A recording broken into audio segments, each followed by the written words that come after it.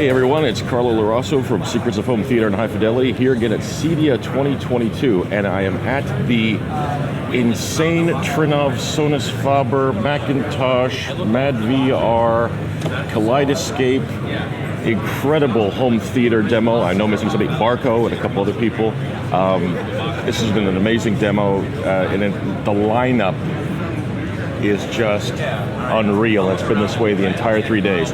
But one of the things that we wanted to cover is something that some people might not consider, but it's an integral part of this demo, is the video processing technology provided by MadVR Labs. And here we have Richard and Ryan from MadVR Labs, and they're going to walk us through some of the insanely high tech that's being used in this display for video processing. So, Richard, Ryan, thank you so much for having me, and let's talk processing. Thanks, Carlo. Like Carlo said, I'm Richard Patofsky, co-founder and CEO of MadVR Labs. Everything's Ryan Sharp here, head of our training and support. I'm going to take you through a couple different things. Carlo, one thing we didn't talk about before we started, how long you want this to be. We could go for days or minutes. You know what? If you got 15 minutes, that'd be great. If it goes a little longer or short, it doesn't matter. It's fine. Perfect. No worries. So we're going to start here with dynamic tone mapping. Okay, so the MadVR MV provides best-in-class HDR frame-by-frame dynamic tone mapping. Okay, so we have here is a 10,000 nit image off the Spears and Munsell HDR benchmark disk. And so right now the MV is doing the tone mapping, and see this little remote I have here in my hand? That's a fine little remote indeed. When I press this green button, it turns off our tone mapping and lets the TV do its tone mapping. All right. Okay, here we go. Okay, now this is very common to see, and everything that we're showing there, you can reproduce at home. So if you get the Spears and Munsell HDR benchmark disc, they're off of Amazon, it's very easy to get.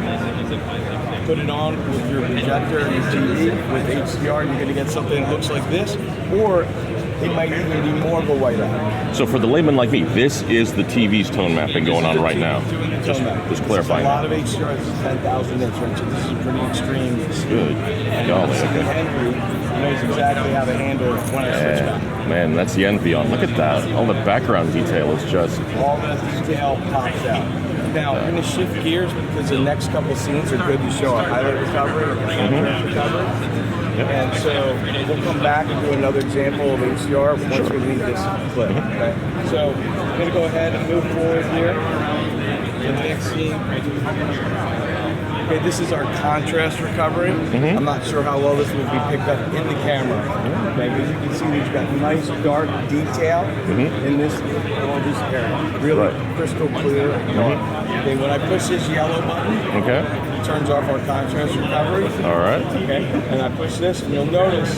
Pick that up. I go back and forth 3 times. You get like a layer of haze, right? A loss in contrast. Yeah, it's fuzzier looking, dimmer, kind of grungy. Exactly. Okay, and it really cleans up and makes the image pop when we do this. Okay. So the reason we call it contrast recovery is HDR. The idea behind it, of course, is to have a high dynamic range and high contrast. But tone mapping algorithms, if they're not done correctly, can wind up causing damage to the content. So what we do is we call it contrast recovery, because our algorithm makes sure that we're ensuring to deliver the ultimate, not to get too technical, but peak to curve for every scene. And we do that by analyzing every pixel in every frame in real time. Okay? Wow. So I'm going to go through here, and I'm going to shift over to. I'll show you one more scene while we're at it. Contrast recovery again. Right now, it's on. I push it. We're off. Oh, and wow. you can see, particularly in this area and this area, as I go back and forth. It's like a light mist came in through the picture or whatever. It's almost like you want to take a cloth and clean the lens. It's really important to also note that we're not disabling tone mapping. These are just layers that are changing or working on top of it to modify how tone mapping is working to assist in preventing the loss of data due to compression. Wow. That's very. I mean, this must take like an insane amount of graphics processing power and. Yeah, the GPU that's in this unit. Some people say, well, can you make it like a little small, like a little set-top box? Nah. Well, the GPU in here that's over a foot long, about 3 inches thick, and almost 5 inches tall, weighs 6 pounds. Yeah. And so pretty much the entire height of the unit is the graphics card. So that gives us an insane amount of GPU power. Okay. So I'm just going to move ahead here, Sure. and I'm going to show you now our highlight recovery. Sure. Oh, pretty. And then I'll turn it over to Ryan to explain it. Okay. You can see all this detail in the splash. Okay. All these droplets, all this in here, all this in here, flowing water. Okay, when I go ahead and I push this blue button, this will turn off the highlight recovery. Okay. And you'll notice, let's just focus for right now, right in this area. Sure. Okay, 1, 2, 3. Oh. See that detail just It looks like a snowbank. It looks like a snowbank, a complete washout. Yeah. Take a look in this area here. When I bring it back, see those details? Yeah. And again, back in here, that detail in and out. Yeah. Look at that. Now, I also I think this part is really interesting too, because this looks like flowing water. Right. Right. Okay? Without it, it's just mush. Yeah. Yeah. Okay. It's like fluff. Right, and we call this highlight recovery because we restore highlight damage to bright areas in HDR. Right. And if you notice, if I go back and forth, you won't see any changes in other parts of the image. It's just where the highlights are. Because some people say that's an amazing sharpening filter. Right. But we're not actually sharpening anything. Now, as yeah, again, like a layman, is this kind of akin almost to like, in photography when you're working like with like raw files and you're doing some correction on high end Not raw necessarily files? that we're applying correction, we're applying a prevention. So the data was always there. Right. We're stopping it from being lost. It's You're just- more akin to what's happening, right? Gotcha. So people think we're doing all kinds of processing and changing the image, but what's actually happening is more of a preservation of material. It's stopping that from being lost and destroyed due to tone mapping. Gotcha. Understood. So in this particular case, what's happening is you have what's called, we like to refer to as high frequency. So you've got a bunch of colors and fine detail that reside very close to one another.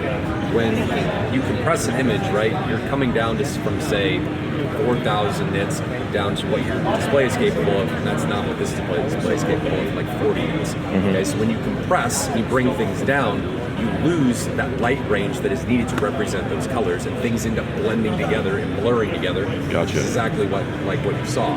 So what's happening here with highlight recovery is NV is preventing that stuff from being tone mapped or compressed away due to how highlight recovery is operating, and it allows you to see much more detail. Very cool. So again, people have this conception that we're applying sharpening or doing all Right. this over the top Adding stuff processing. to it, and you're We're not. adding anything with highlight contrast recovery. We're preventing. So kind of taking So it's away. always there. Right. We're just allowing you to see it. Thank you for that explanation. That kind of makes things a little easier to follow. Appreciate that. Thank you. Yep, no problem. So let's move over here now. We're going to talk about another scene in HDR tone mapping. Right. Okay. So this is the MV that's doing the tone mapping. Okay. And you can notice these fine details. Hopefully the camera picks it up. Yeah. In the green. Here in the saturation, it's very bright. Right. Okay. If I go ahead and I turn off our tone mapping, Whoa. back to the same thing with the horses, you can already imagine what's probably going to happen. There we go. I'm going to press the green button now. Oh, look at that. Now, some people have said, hey, that's unbelievable. Does the TV settings really set how it is? Right. Or are we trying to set up an example that really amplifies what's not really happening? So now we'll go into the TV settings, just to say, because some people say, oh, that's because the tone mapping when the TV was off. You've somehow disabled something or Right, whatever. and they might say, I don't think that's a fair comparison because the TV tone mapping was off. So I'm going to actually just show you for a second how the TV is set up. Okay. So if I go ahead and push the setting button, this is a Sony OLED TV.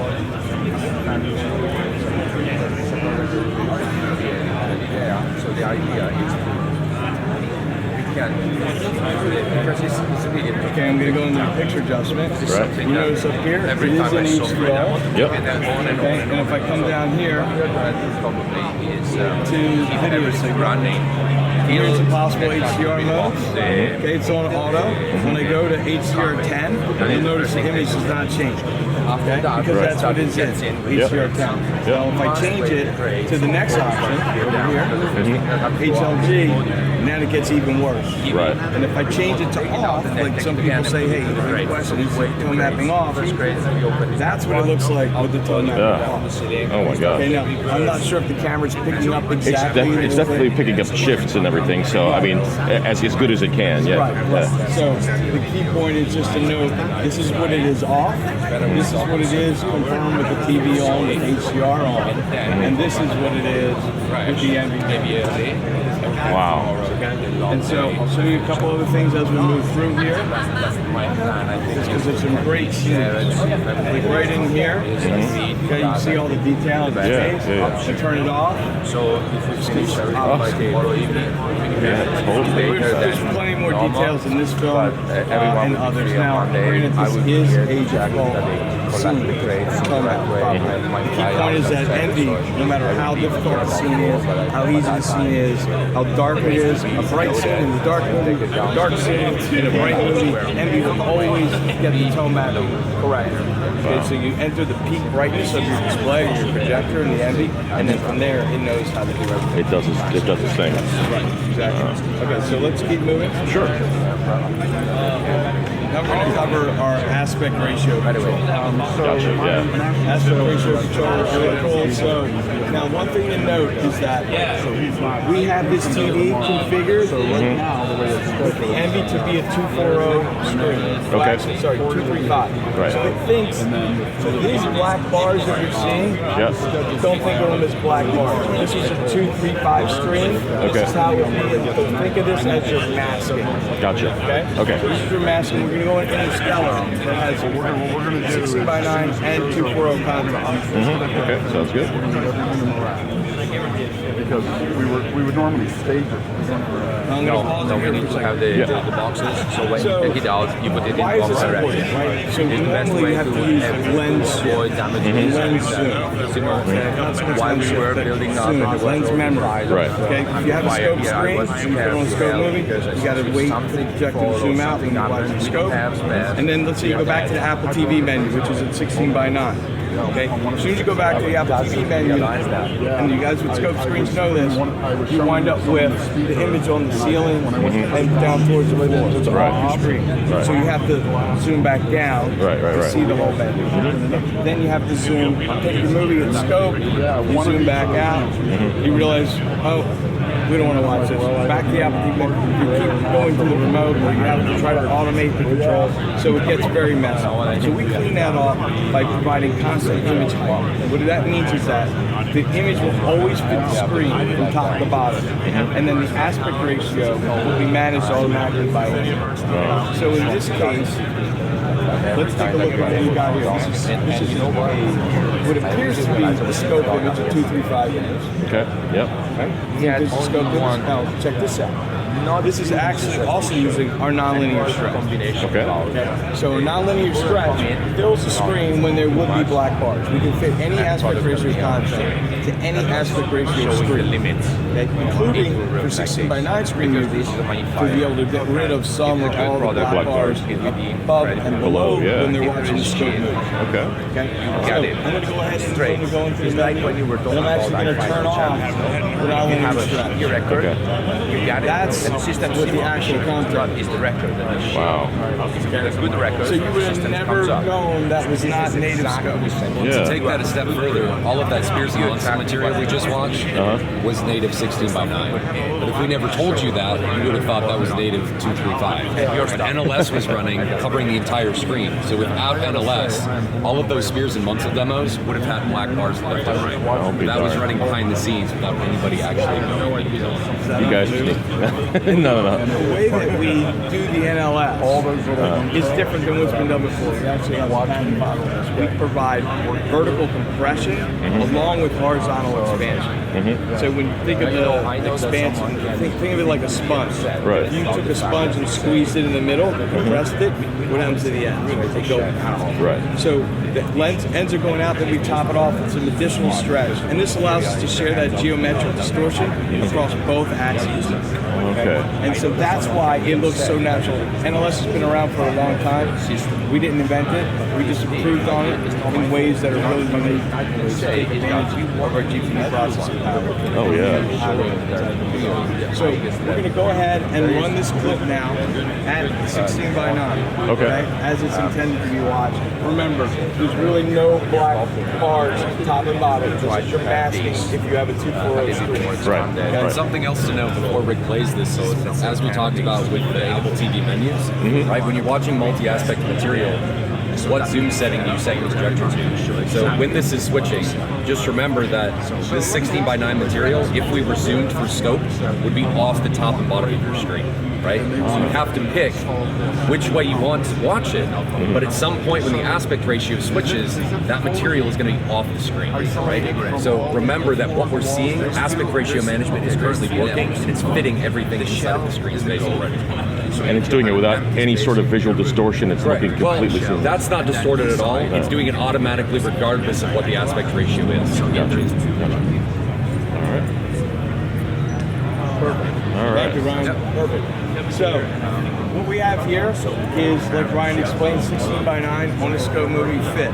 So when I play this, okay, what this setting does is it allows us to watch at full screen when it's scoped.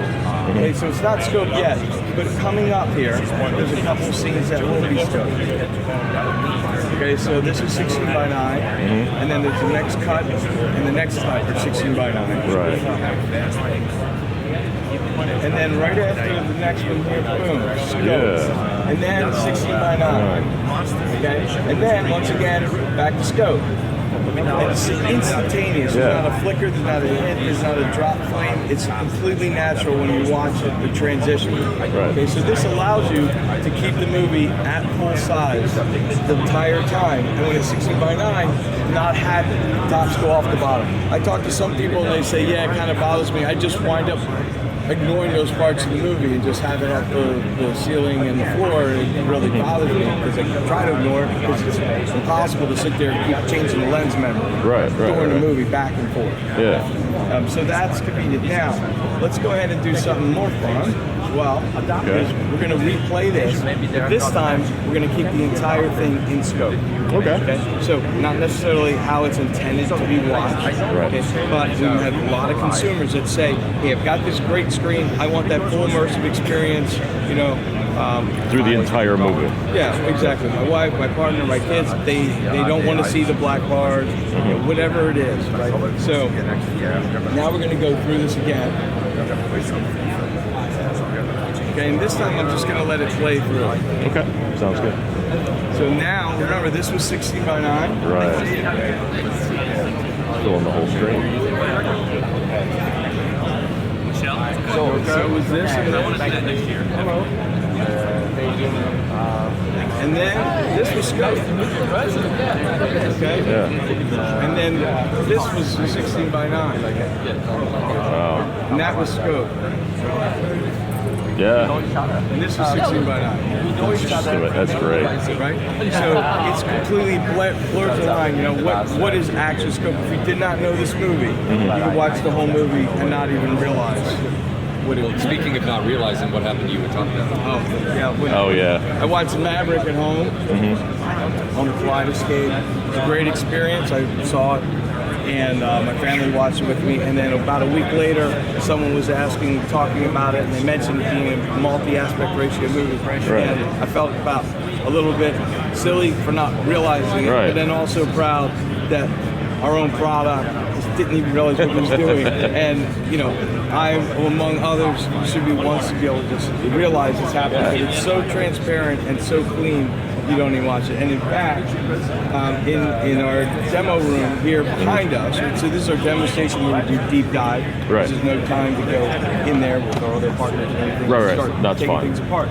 But inside there, they're showing Maverick, and it's at 185 clip, and that's about a 15-foot wide screen. Yeah. And those black bars, 185, are about this big at 15 feet. And the whole movie fills the screen, and nobody knows. We ask people sometimes before they're going in, hey, see if you can figure out what's so special about Maverick. Right. And they come out. And Yeah, you did that with me the first day, and when I went there, it was the first demo I did, and I had no idea, and I came out, and it's like, I don't know what you guys are talking about. And then it showed me, and it's like, what the heck?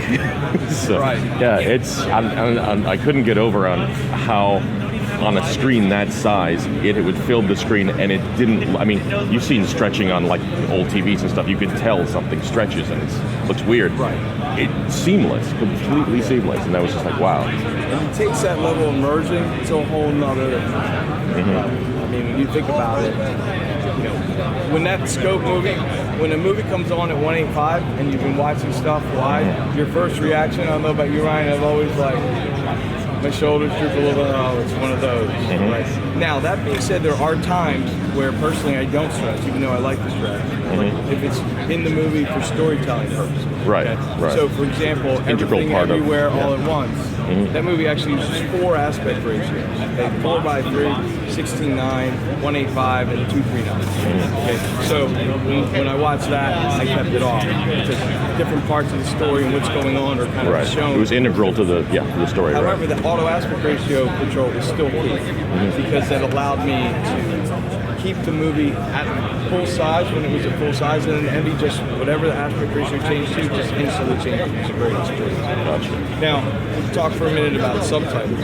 Okay? Because subtitles are really confusing, and they get aggravating for people, especially with scope screens. So I'll just show you here. Sure. In a nutshell, this is what happens. Okay, you have scope movie on a scope screen with subtitles. Right. Normally we talk a lot about lens zoom, so you would be zooming out to fill this until that all the edges fill. Well, then what happens to your subtitles? They move with the picture down, down, down. The picture's nicely fit, but now your subtitles are Yeah, no down subtitles, yeah. on the masking and on the wall. Okay, so with the Envy, you watch in full zoom and you get to see the movie at full size. And then when subtitles come, the black bar comes, subtitles are nicely fit there, whether it needs 1 line, 2 line, 3 lines, and it also works the same way at the top. You get quote unquote doorbell rings at the top. yeah. That would come down through the top, it'll be there, and when it's gone, that'll be gone. So these top and bottom work simultaneously, completely independent. Okay, you set your preference for how long you want to keep the black bar there, so it's not changing back and forth every time someone stops talking for a second or two. You don't want it to keep going back and forth and back and forth. Right. So you set it whatever your preference is. Let's say 15 seconds or 3 minutes. When that time's done, the black bar goes away, and you go right back to full screen. So Very the bottom cool. line is, you get to watch your movies like this and like this instead of like this. Like that. Yeah. Very neat. So I'll just quickly show you that. Sure. And then we'll do that with that up.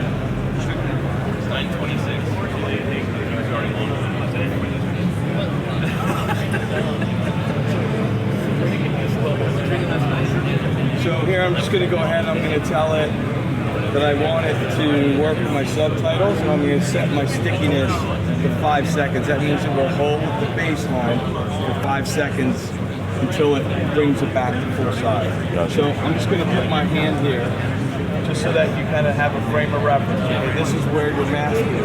Gotcha. Okay? So here's your masking. And then the subtitles come when he starts talking. And now our black bar is up here. Oh, okay. We've got our subtitles nicely fit. Nice. Okay? Now, if they were to stop talking for 5 seconds, because that's what I just picked, Right. you can go away and you come back.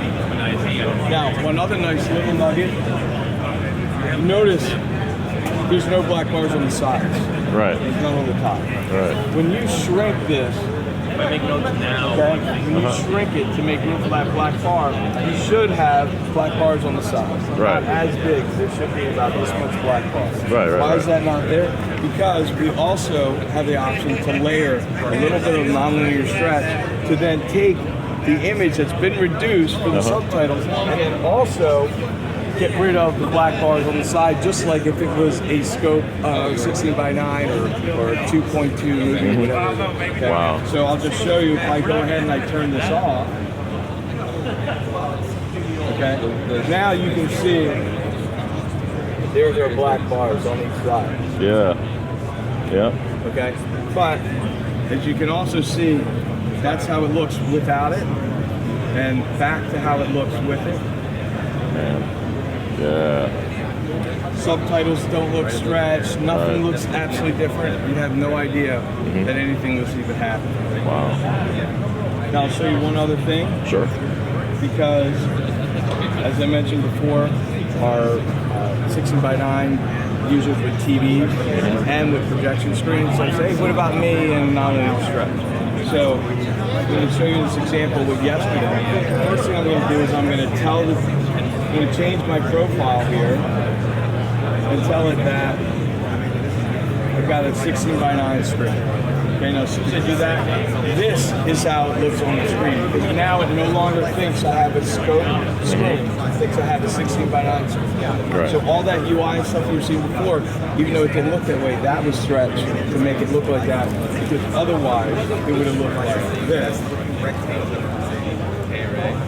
Oh, sorry. Never mind. I forgot I'm already in that mode. Okay, so now I'm going to go ahead and I'm going to play yesterday.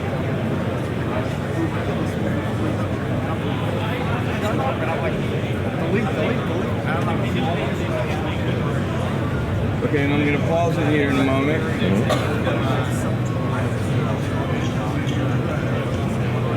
Okay, now take a look at these black bars.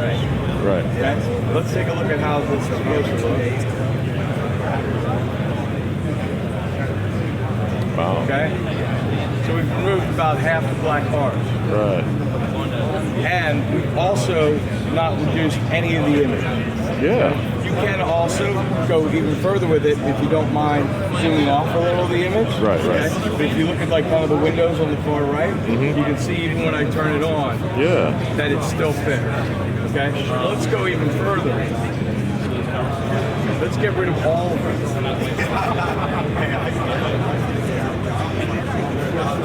Wow. Yeah. Okay? So, an immersive experience now. It's kind of like spicy food. People have different tolerance levels. So, there's some people that might start to feel that they can see some stretch, and then they don't want to get rid of all the black bars. So they get rid of, let's say, half of them on the top and bottom. Still create an immersive experience. Because remember, if you have a 12 or 15-foot screen, those black bars are big. I mean, here we're looking at a few inches because we're on a 65-inch OLED. But, you know, you're talking about this much, and being able to get back 50, 60, 70% of your image creates a much more immersive experience. Absolutely. Yeah. So, if you want to stretch the whole, there's some people that say, yeah, you know what, I do notice a little bit when it's stretched like this, but I'd rather still notice it once in a while and not have any black bars. It just depends. Depends on the person. And there's other people that say, I always want to watch the native aspect ratio. So these are tools that are available for however you prefer to watch. Okay, so I'm going to go in here and I'm going to switch this back to half. And I'll show you here, we're going to make it just a little bit more aggressive. So this is what I would do here.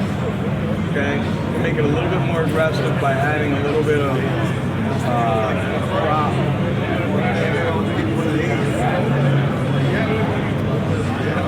Okay, so now what we have is, let's look at the difference on and off here. Okay, so that's a little more than half. Right. Okay, it still looks perfectly natural. Let's go just a little bit more. And we'll go on and off.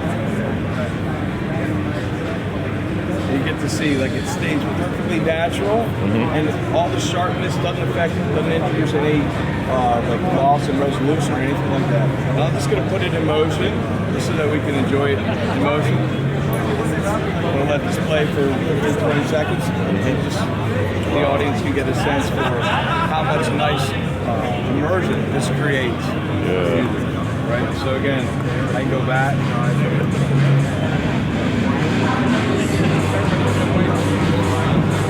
And I can go back and forth a few times, right?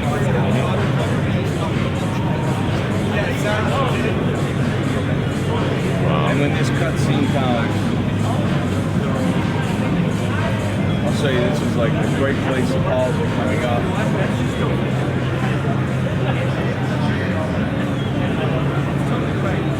Look at that. Wow. There's literally thousands of people going in and out of here. Anybody that's walked by and seen this had no idea this was not a thing. That this was actually being stretched. Okay? So I'd have to ask you, how would you want to watch this on your TV in your living room or your 16:9 screen in your theater? Like this, right? Or like this?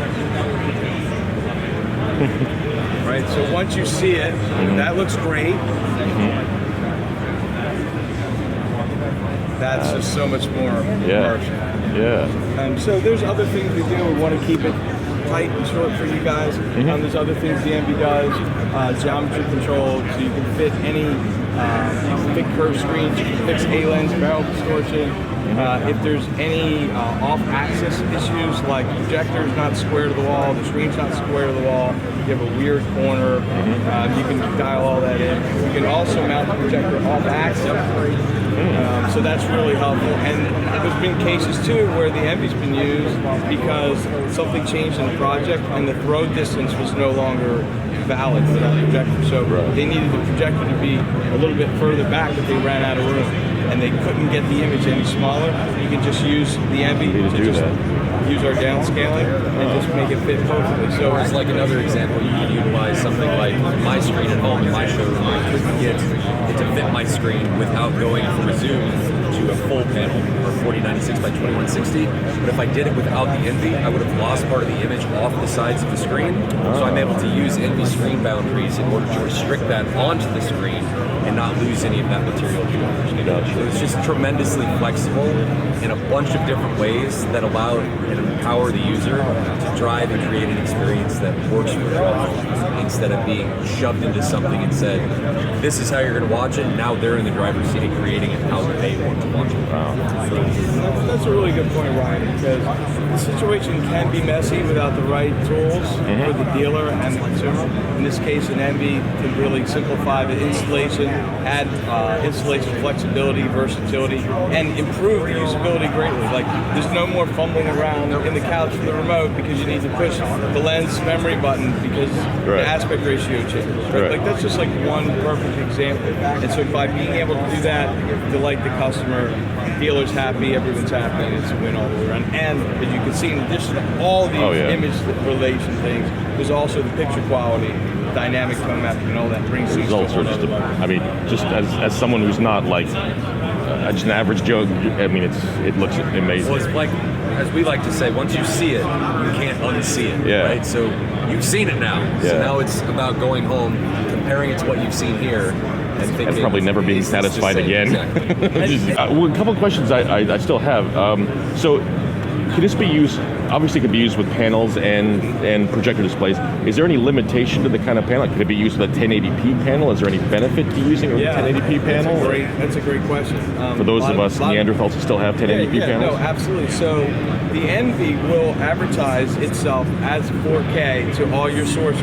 So your Apple TV, your Lionscape, or whatever you're using will know, okay, oh, this is a 4K display, even though it's 1080p. And it'll send 4K, Atmos, whatever it is, to the Envy. The Envy knows your display is not 4K, it's 1080p. It will use our AI downscaling to fit it to the image and give you a more pristine image. So rather than the source device doing the downscaling, which would happen now, we like to think that our algorithm that's dedicated to this type of thing can produce a better result. So sharper, clearer, more detailed 1080p image from a 4K source. And then on top of that, the other thing to remember is that we have kind of two main algorithms for downscaling. And we can take sometimes 1080p material is created from a 4K source. They downscale it. Right.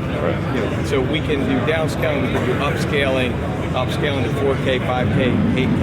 And so not only that, but in addition to giving you higher quality 1080p image, we also give you HDR.